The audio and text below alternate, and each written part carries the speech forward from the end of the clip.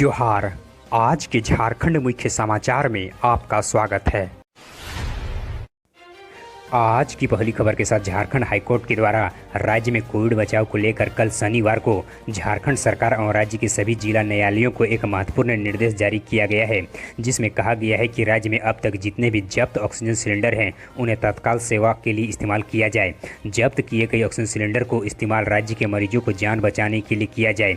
इसके लिए राज्य के सभी जिले के डीसी को अधिकृत किया जाए। बताते चलें कि राज्य सरकार के आग्रह पर झारखंड हाईकोर्ट के द्वारा यह आदेश सुनाया गया है। इधर राज्य में कोरोना के बढ़ते मामले और संभावित तीसरी लहर को देखते हुए राज्य के स्वास्थ्य विभाग के द्वारा कुल 434 पदों के लिए बहाली प्रक्रिया शुरू कर दी गई है। विभाग की ओर से एनेस्थीसिया विशेषज्ञ से लेकर एएनएम, जीएनएम सहित अन्य पदों के लिए बहाली निकाली गई है। नियुक्ति के लिए 11 मई को जमशेदपुर स्थित बिष्टुपुर कोयला स्कूल ऑडिटोरियम में साक्षात्कार रखा गया है। यहाँ से योग्य उम्मीदवारों का चयन किया जाएगा। बताते चलें कि जमशेदपुर जिला प्रशासन और स्वास्थ्य विभाग के पहल पर कोविड अस्पताल खोले जा रहे हैं। इसके लिए कुल 434 पदों के लिए नियुक्ति विज्ञापन प्रकाशित किया गया है। इधर राज्य में कल शनिवार को कुल 45,658 लोगों की कोरोना जांच हुई, जिसमें कुल 6,112 लोग कोरोना संक्रमित पहचान हुए।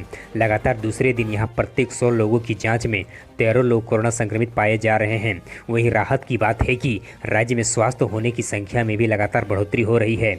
बताते चलें कि पिछले 24 घंटे में कोरोना से कुल 141 लोगों की मौत हुई है। इधर साहेबगंज महिला थाना प्रभारी रूपा कीर्ति के आत्महत्या के मामले में एक बड़ा खुलासा हुआ है। कॉल डिटेल से यह बात सामने आई है कि रूपा ने आत्महत्या करने से पहले अंतिम call sub inspector SK Kanaujia को फ़ोन किया था। रूपा और कनौजिया बैचमेट थे, दोनों के बीच दोस्ती थी। मोबाइल पर दोनों के बीच अक्सर बातें हुआ करती थी। अब तक पुलिस जांच से यह पता नहीं चला है कि अंतिम कॉल में दोनों के बीच क्या बात हुई। हालांकि इस मामले में पुलिस वायरल ऑडियो के आधार पर इसकी सघन जाँच कर रही है। इधर देश में कोरोना के मामले काफ़ी तेज़ी से बढ़ रही है। इस बीच केंद्र सरकार के द्वारा कोरोना पर बने ग्रुप ऑफ मिनिस्टर की बैठक कल शनिवार को हुई, जिसकी अध्यक्षता केंद्रीय स्वास्थ्य मंत्री डॉक्टर हर्षवर्धन ने की। हर्षवर्धन ने बताया कि देश में कोरोना संक्रमण से ठीक होने वाले की संख्या में लगातार बढ़ोतरी हो रही है। वहीं पिछले 7 दिनों में कुल 180 जिलों से एक भी कोरोना संक्रमित की पहचान नहीं हुई है। इसके साथ ही केंद्रीय स्वास्थ्य मंत्री ने बताया कि देश में प्रतिदिन 25 लाख सैंपल के कोरोना टेस्ट कराने की क्षमता हो गई है। इधर केंद्रीय माध्यमिक शिक्षा बोर्ड यानी सीबीएसई के द्वारा कक्षा 10वीं के छात्रों को रिजल्ट इंटरनल असेसमेंट के आधार पर तैयार किया जाएगा। जो छात्र इस माध्यम से मिले नंबर से नाखुश होंगे उन्हें एग्जाम देकर अंक हासिल करने का मौका दिया जाएगा। अब सीबीएसई स्कूल खुद मूल्यांकन कमेटी के आधार पर विद्यार्थियों का रिजल्ट तैयार करेंगे। अगर कोई विद्यार्थी असफल हो जाते हैं तो उनके पास कंपार्टमेंटल परीक्षा देने की विकल्प होगी। इसकी सूचना बोर्ड के द्वारा अपनी आधिकारिक वेबसाइट cbse.gov.in पर नोटिस जारी कर दी गई है। साथ ही बताते चलें कि कोरोना महामारी के कारण 10वीं बोर्ड की परीक्षा को रद्द कर दिया गया है।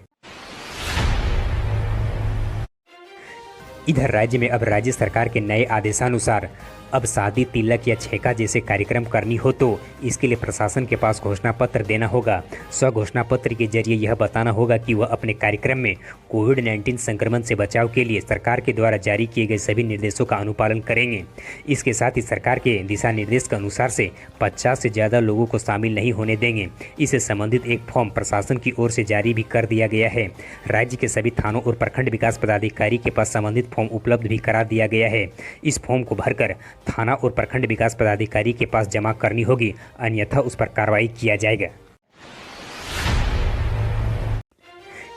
इधर राज्य के कृषि मंत्री श्री बादल पत्रलेख के द्वारा कल शनिवार को राजधानी रांची के सदर अस्पताल और कांग्रेस की ओर से बनाए गए कोविड सेंटर का निरीक्षण किया गया। उन्होंने कहा कि कोरोना से निपटने के लिए राज्य सरकार की तैयारी पूरी है। उन्होंने कहा कि वर्तमान की स्थिति कंट्रोल में है, लोगों को पैनिक होने की जरूरत नहीं है। 15 मई से राज्य में 18 से 45 वर्ष के लोगों को वैक्सीनेशन किया जाएगा। सभी लोग वैक्सीन अवश्य लें, झारखंड सरकार के द्वारा बनाए गए गाइडलाइन का पालन करें। साथ ही कृषि मंत्री ने कहा कि राज्य में पर्याप्त मात्रा में ऑक्सीजन सिलेंडर और बेड की व्यवस्था हो गई है। इधर राज्य में स्वास्थ्य सुरक्षा सप्ताह को लेकर लापरवाही करना भारी पड़ रहा है। राज्य के पुलिस प्रशासन एक्शन मोड पर आ गई है। दोपहर 2 बजे के बाद दुकानें खुली रखी तो पुलिस के द्वारा सीधे कार्रवाई की जा रही है। स्वास्थ्य सुरक्षा सप्ताह यानी लॉकडाउन के उल्लंघन पर पुलिस एफआईआर भी दर्ज कर रही है। स्वास्थ्य सुरक्षा सप्ताह के दूसरे चरण के गाइडलाइन के अनुसार से सड़कों पर बिना मास्क के अनावश्यक रूप से घूमने पर जुर्माना के साथ चालान भी कट रही है। राज्य में फ्रंट लाइन कोरोना वॉरियर्स को मिलेगी 25 लाख तक का मुआवजा। जी हां, राज्य के स्वास्थ्य मंत्री बन्ना गुप्ता ने कहा कि कोरोना के इस जंग से लड़ने वाले फ्रंट लाइन वॉरियर के लिए राज्य के आपदा प्रबंधन विभाग की ओर से 25 लाख तक का मुआवजा देने का प्रावधान किया गया है। मंत्री ने कहा कि केंद्र सरकार के द्वारा फ्रंट लाइन वॉरियर के लिए भले ही 50 लाख तक का प्रावधान किया गया है, मगर इसका लाभ देखने को नहीं मिल रही है। उन्होंने कहा कि राज्य सरकार के द्वारा स्वगृह में काम करने वाले लोगों को भी फ्रंट लाइन वॉरियर मानते हुए 25 लाख तक का मुआवजा देने का प्रावधान किया गया है। इधर कोरोना संक्रमण के तेजी से प्रसार को देखते हुए रांची रेल मंडल के द्वारा रांची हावड़ा शताब्दी एक्सप्रेस को 7 मई से ही बंद कर दिया गया है। रेलवे कर्मियों को तेजी से संक्रमित होने के कारण काम करने वालों की कमी हो गई है, जिससे रेलवे को सुचारू रूप से काम करने में काफ़ी परेशानियों का सामना करना पड़ रहा है। वहीं पैसेंजरों की भी काफ़ी कमी हो गई है।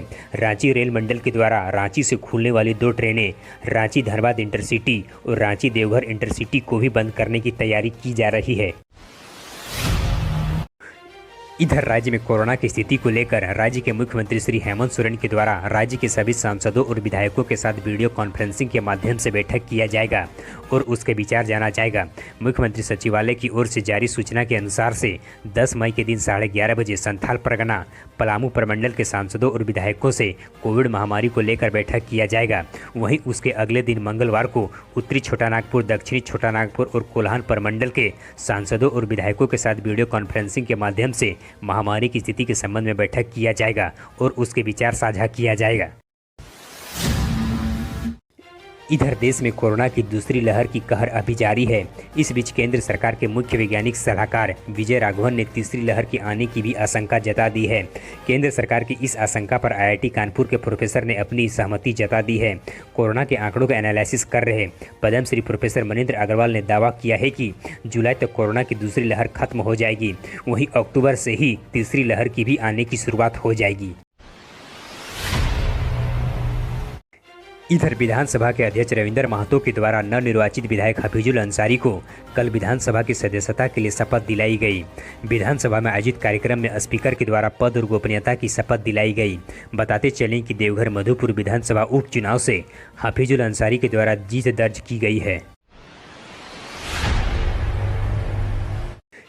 इधर राज्य के वित्त मंत्री डॉक्टर रामेश्वर उरांव ने कहा कि 5 राज्यों के विधानसभा चुनाव परिणाम के आने के साथ ही पेट्रोल डीजल तेल की कीमत में लगातार बढ़ोतरी हो रही है।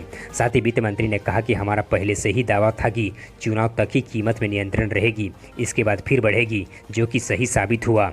वित्त मंत्री रांची स्थित अपने आवासीय कार्यालय में पत्रकारों से बातचीत के दौरान उक्त बातें कही। साथ ही श्री उरांव ने कहा कि सरसों के तेल 180 रुपया प्रति लीटर से अधिक हो चुकी है। वहीं दाल के उत्पादन अधिक होने के बावजूद परिवहन शुल्क बढ़ जाने के कारण कीमत में लगातार बढ़ोतरी हो रही है। आप अपने निर्देश या सलाह देने के लिए नीचे कमेंट बॉक्स में हमें कमेंट करें। हमारे हौसला अफजाई के लिए इस वीडियो को लाइक करें और अपने मित्रों के साथ अधिक से अधिक शेयर करें। हम फिर मिलते हैं कल के अपडेट्स के साथ, तब तक के लिए धन्यवाद।